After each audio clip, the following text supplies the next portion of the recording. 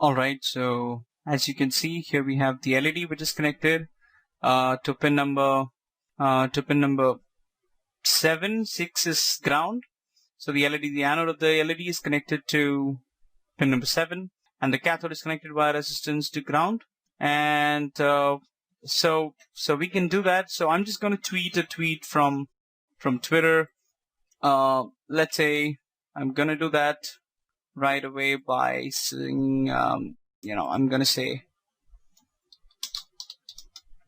hi from Eddie CBA, learning, all right, teaching IoT.